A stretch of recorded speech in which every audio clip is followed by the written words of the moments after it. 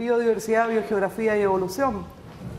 Para mi gusto, por todo lo que para mi gusto es esencial en los organismos vivos. Porque los organismos vivos, la diversidad de organismos vivos, la biodiversidad, si ustedes quieren, existe en la amplitud del espacio físico y enraizada en las profundidades del tiempo. Y el extraordinario número de organismos, el despliegue de innumerables formas de la biodiversidad, estructuras, relaciones, es un producto de la historia de transformación conjunta de los organismos y sus ámbitos peculiares de vida. En otras palabras, de la transformación conjunta del espacio, tiempo y forma que forma un ámbito unitario indisoluble. Historia natural o historia de la naturaleza, una expresión aparentemente de lógica elemental, ya que nosotros como seres humanos estamos conscientes de que tenemos una existencia histórica, somos históricos hasta la raíz de los cabellos, como dicen algunos filósofos, y estamos siempre en unidad con el mundo que configuramos con nuestro quehacer. Aunque parezca que este mundo a veces se nos desmorone cuando estamos en soledad o en desesperación o en miedo o en aburrimiento, seguimos estando en unidad con ese mundo en que existimos. Esto parece una simpleza, sin embargo, historia de la naturaleza o historia de los seres vivos, el énfasis en la palabra historia ha tenido una larga trayectoria. Y si ustedes me permiten, voy a hacer un pequeño trazado introductorio, antes que lleguen los atrasados, en el desarrollo de esta compleja idea. Para mi gusto, fue con Linneo. Linneo es quien suscita primeramente el debate en torno a qué es la diversidad biológica. Antes de eso, historia natural es la descripción de la naturaleza, llámense piedras, animales, plantas, pero Linneo, en su afán de clasificar las innumerables especies que llegaban de los distintos continentes en esta época de viajeros y viajes, inventó un sistema de clasificación muy sencillo, un sistema artificial que tuvo un enorme impacto en la comunidad científica de finales del siglo XVIII, principalmente porque introdujo un lenguaje sencillo para nombrar las especies, lo que ustedes ya conocen, la nomenclatura binomial, género y especie, que permitió la comunicación entre los naturalistas de la época. Combina un genérico y un específico, y el criterio en que clasificó los organismos también era muy simple, era un criterio artificial, él era botánico, su sistema se llama sistema sexual, clasificó las plantas de acuerdo al número de estambres, un estambre, dos estambres, tres estambres, estambres unidos, estambres separados, etcétera, etcétera, caracteres fáciles de observar en las flores, y eso para él no era ningún problema porque él estaba en el marco de una teoría que había imperado durante toda la Edad Media, una teoría fijista o de inmutabilidad de las especies. Las especies no variaban dentro de sus ámbitos como especies, pero no existía lo que se llamaba la generación heterónima, o sea, una especie da origen a una misma especie en su reproducción, un descendiente homónimo. No existía ningún caso observable de que una especie dé origen a otra especie. Por lo tanto, se pensaba que las especies eran fijas. El esencialismo también se llama a esta concepción. Se atribuye a Aristóteles esto, lo cual me parece un profundo error. La doctrina de la esencia de Aristóteles es muchísimo más compleja, pero fue combinada por el medioevo con la teología y de esta manera surgió esta concepción. Dos naturalistas franceses, Buffon y Cuvier, son los considerados los antecesores de la evolución o transformación de la especie.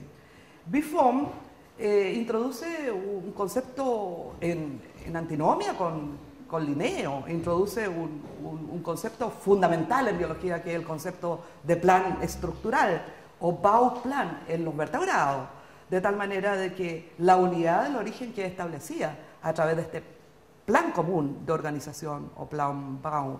Pese a ello, Buffon era fijista, pensaba que esto era solamente convergencia o analogía por unidad de función. El énfasis lo puso en la función.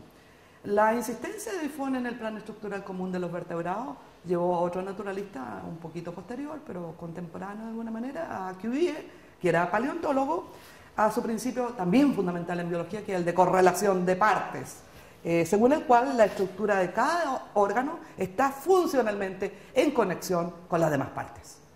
Un concepto muy importante que fue absolutamente crítico a las clasificaciones artificiales que fueron muy repudiadas, como la de Linneo, que era la que tenía la primacía en ese tiempo por la trascendencia que tuvo su clasificación. Pese a los aportes de Buffon y Cuvier, y pese a que Cuvier había observado los organismos fósiles, porque era paleontólogo, ambos siguieron participando en la doctrina de inmutabilidad de la especie. Y Cuvier propuso esa teoría que ustedes saben del catastrofismo para explicar que las especies surgen en diversas creaciones debido a catástrofes naturales que ocurren en la historia de la Tierra.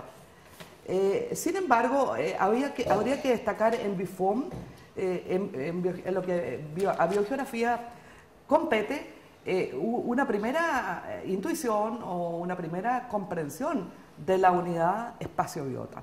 Buffon rechaza la generalización vigente de que las biotas están determinadas por los climas y sostiene lo que después se ha llamado la ley de Buffon, en que distantes regiones, pese a sus climas similares, sostienen biotas distintas. Un concepto absolutamente interesante.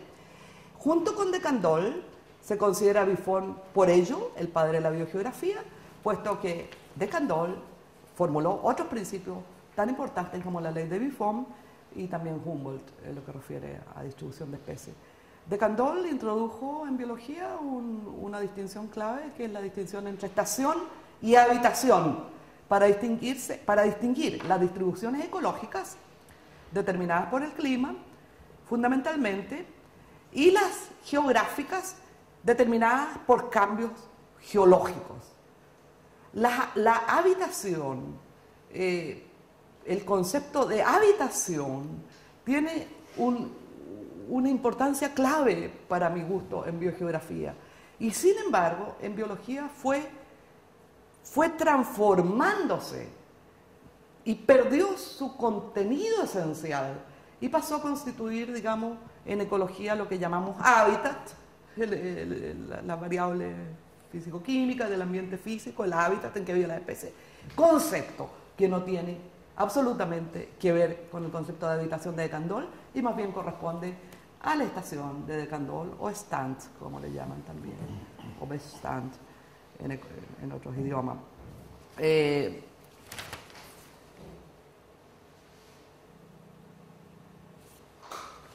Sin embargo, la palabra historia adquiere su énfasis especial en la historia natural con la idea de evolución, que fue formulada primeramente por Lamarck, que puso el énfasis entonces en los caracteres o funciones del organismo en su hábitat, que determinaría las transformaciones. Es curioso que en tiempos de Buffon y de Cuvier, un filósofo, Kant, fuera el primero en decir explícitamente y discutir en su libro llamado La crítica de la razón teleológica, o la crítica del juicio, su tercera crítica, la crítica del juicio. Él pone allí discutiendo a Buffon, que era contemporáneo de él, como también lo era Linneo, que el plan estructural de Cuvier y la correlación de partes, el plan estructural de Buffon y la correlación de partes de Cuvier indican como que hubiera un antecesor común. podría indicar más que una analogía, una descendencia a partir de un antecesor común, un antecesor madre, como él dice. Rastreando, digamos, el énfasis de la palabra historia, en historia natural, es interesante eso porque se produce en 1790, 60 años, 70 años antes de Darwin. En esos tiempos de Buffon, Cuvier, Kant, Linneo, la palabra evolución existía, pero se refería al crecimiento o desarrollo. Cuando se hablaba de evolución se hablaba de la transformación del desarrollo o del crecimiento, no a la transformación de las especies. Darwin, no voy a hablar de Darwin porque todos ustedes conocen, solamente quisiera mencionar de que para mi gusto su trabajo fundamental y que le demoró más de 20 años después de su viaje por el mundo con el Beagle, es la puesta en escena u ordenación sistemática de todos los conceptos de la historia natural de su tiempo en torno a una idea de transformación de las especies que tenía en mente.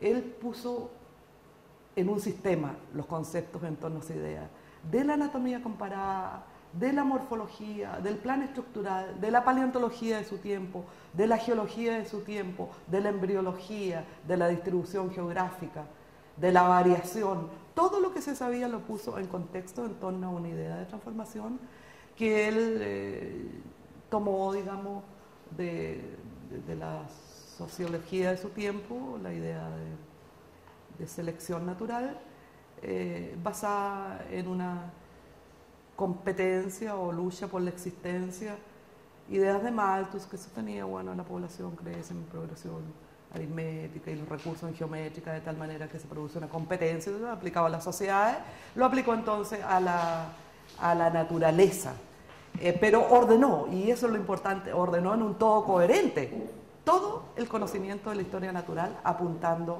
a esa idea. Darwin, como metodología, introdujo varias nociones importantes para estudiar la historia de los organismos. Según Gould, fue el creador del método histórico en historia natural, Darwin. Uno de los principios que él usó es el uniformitarismo o actualismo que viene de Lyell, el principio de Lyell, y que no viene de Lyell, sino que viene de los geólogos anteriores a Lyell, de Hatton, fundamentalmente de Hatton.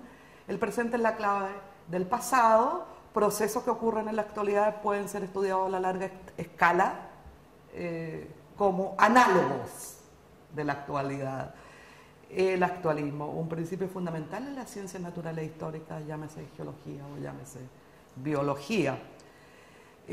Lo otro que hizo, el otro principio según Gould que utilizó fue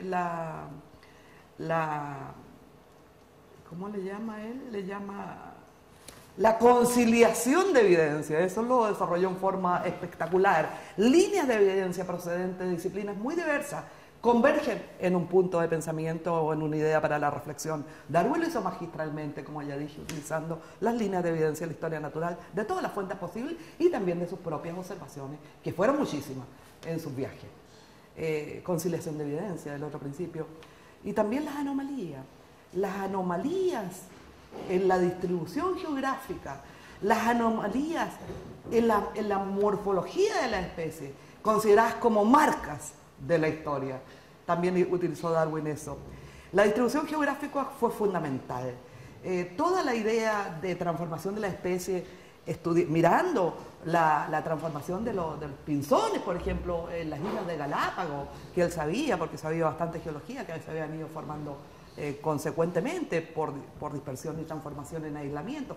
Todo lo que significa la comprensión del paisaje chileno y peruano en su viaje del Beagle a través de la costa del Pacífico, la gradación de sistemas que fue viviendo, las disyunciones de encimas de cerro que él observó, por ejemplo, en Chile, y que le llevaron a pensar entonces cómo la distribución geográfica se había transformado.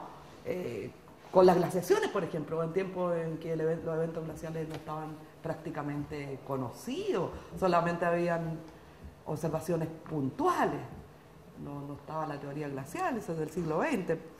Eso lo veremos en la clase, porque es muy importante este aporte a la biogeografía de Darwin. Para mi gusto, un segundo Darwin es Alfred Wegener. Utilizó casi el mismo estilo de Darwin. En su libro, incluso su libro tiene un nombre parecido al origen de las especies, se llama El origen de los continentes y océanos. El libro apareció en 1915, en que postula la teoría de deriva continental, que sostiene que los continentes alguna vez estuvieron unidos, constituyendo una masa única que él llamó Pangea, y que se desmembraron después del Paleozoico, primeramente en dos continentes, la Eurasia y Gondwana, y posteriormente en los continentes que conocemos hoy día. Un planeta dinámico.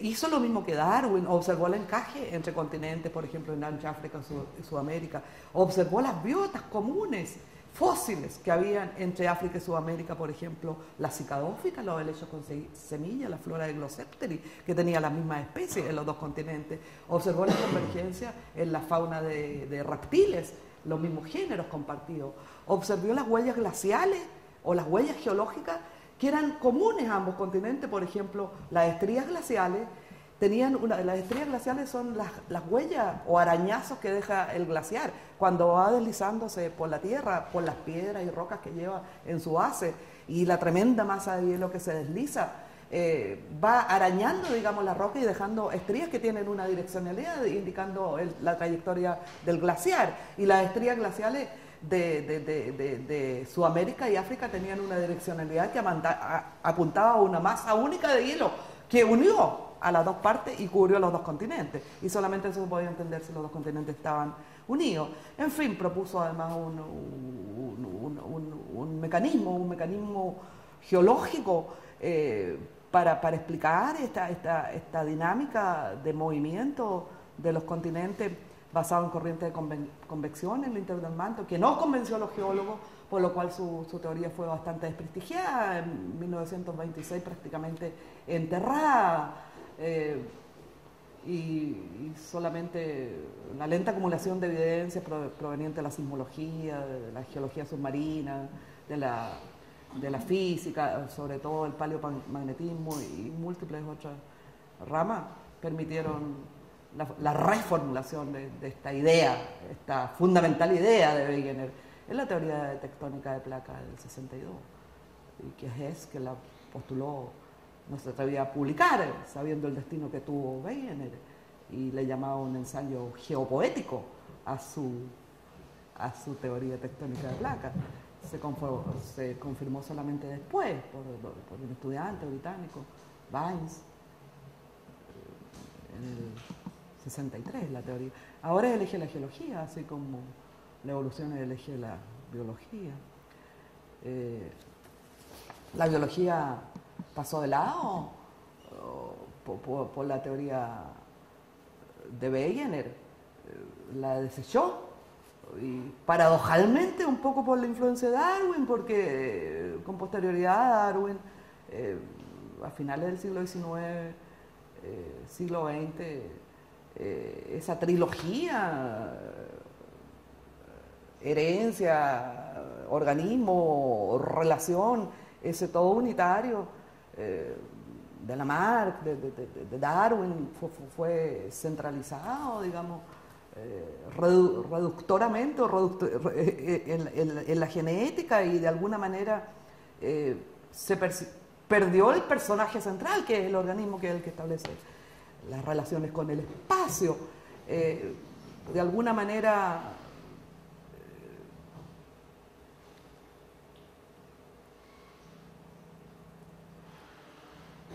eso viene de Weizmann, el determinismo genético que ha marcado la biología, que sigue marcando. La biología actual viene de finales del siglo XIX, de Weizmann, quien dio el fundamento, digamos, teórico al con su hipótesis de que la continuidad de células germinales ocurre casi independientemente de las células somáticas, principio que reduce al organismo a una simple excrescencia de la revolución de las células germinales.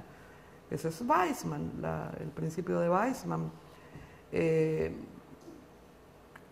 Y este principio fue formulado en debate con un biólogo alemán, Haeckel, que creó la palabra ecología, este señor Haeckel, que estaba influenciado más bien por Lamarck y que sostenía la hipótesis contraria.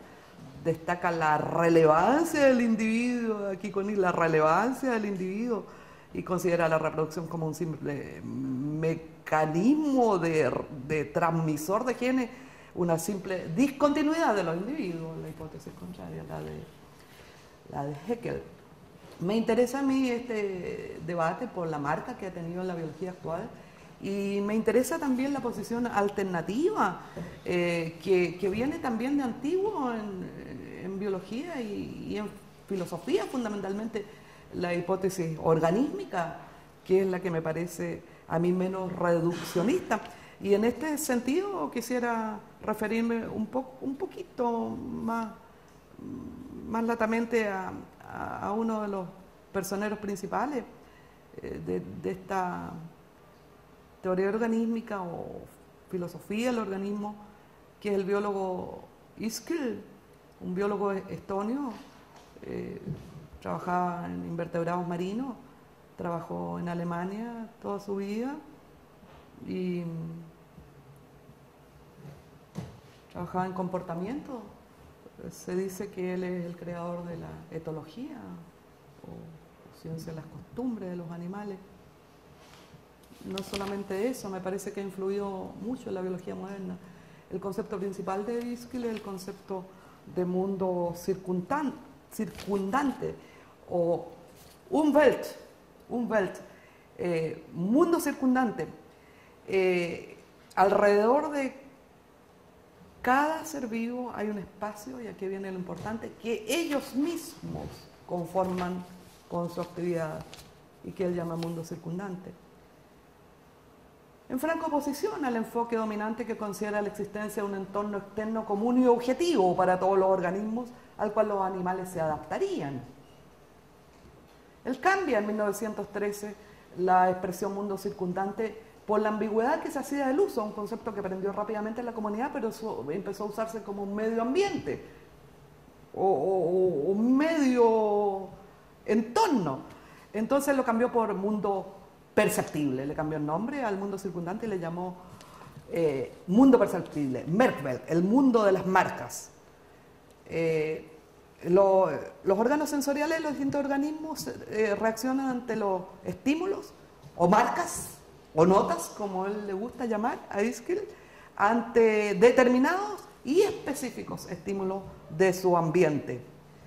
Las marcas o notas de Iskil, aquellos portadores, aquellos organismos o entornos portadores de marcas, él llama los Merkmalträger, los portadores de marcas, aquellos que estimulan y marcan al organismo.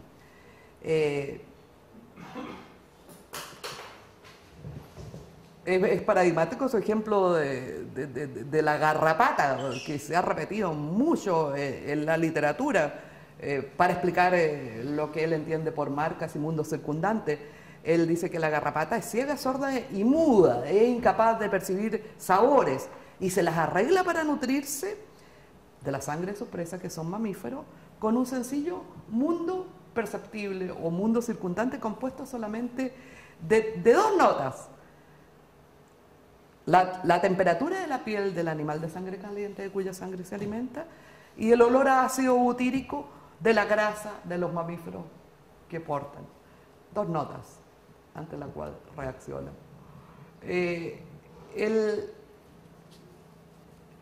El animal no percibe las propiedades físicas o las propiedades químicas de los objetos, ni tampoco los objetos como tales de su entorno, sino solamente las determinadas notas o marcas del portador. Y siguiendo con su metáfora musical, Ischel llama tono al piso u horizonte de significación del que percibe y que hace variar radicalmente el sentido de lo percibido por los distintos organismos, tanto mientras más diferentes sean. El tono de una flor es distinto para una oruga que se la come, para un animal que la perfora para poner sus huevos, para una niña que la busca para hacer un ramo de flores, o para quien sea. Cada organismo percibe la marca con distintos tonos musicales. Le encanta la música a Ischel. El mundo perceptible se completa con la efección, digamos, en el mundo que él llama de efectos, y a la dinámica recíproca de estos dos mundos él le llama círculo funcional, el mundo perceptible que va desde el portador de significado hasta el organismo, hasta el órgano receptor del organismo que percibe la marca, el órgano efector que efectúa, digamos, la acción determinada en el portador, en el mismo portador de la marca, que ahora se llama portador de efecto. Cierra este círculo funcional para Ischel y que es singular para cada organismo. Y eso es lo interesante, a mí me parece, de la teoría de Ischel. Él llama lo notable, digamos, en la relación, es que los acordes le llama él, entre los organismos y sus notificadores, se producen entre linajes genealógicamente muy distantes, por ejemplo, entre una flor y una avispa, en la simbiosis, por ejemplo, o entre reinos distintos, como en el caso de los polinizadores con su planta. Pero también hay música hay acordes para Ischel en las relaciones opuestas a las de cooperación o simbiosis, como por ejemplo en la predación, el acorde entre el zorro y el conejo, o entre la araña y la mosca, como a él le gusta, un ejemplo paradigmático también muy repetido, el de la araña y la mosca. La araña es mosquífera y la tela de araña está hecha a la medida de la mosca para Ischel, tal como un sastre corta un traje a la medida del cuerpo de su usuario. La tela de araña ha sido diseñada a la medida de las moscas y esto es contrapunto. Cada ser vivo posee un espacio subjetivo y propio, lo que él llama esquema de tiempo y espacio. Eso es lo que me interesa a mí rescatar en Ischel. La concepción de un mundo singular y propio para cada organismo, que ellos mismos crean con su actividad y pugnan por expandir constantemente durante toda su vida, representa un giro radical con respecto a una tradición ecológica que estudia las relaciones con la sola consideración común del mundo de los efectos y su medición. Eso se puede cuantificar y dominar técnicamente desde afuera. La unidad funcional, sin embargo, que conforman los organismos con su mundo significante, es la que tiene los efectos significativos en el cambio conjunto organismo-medio.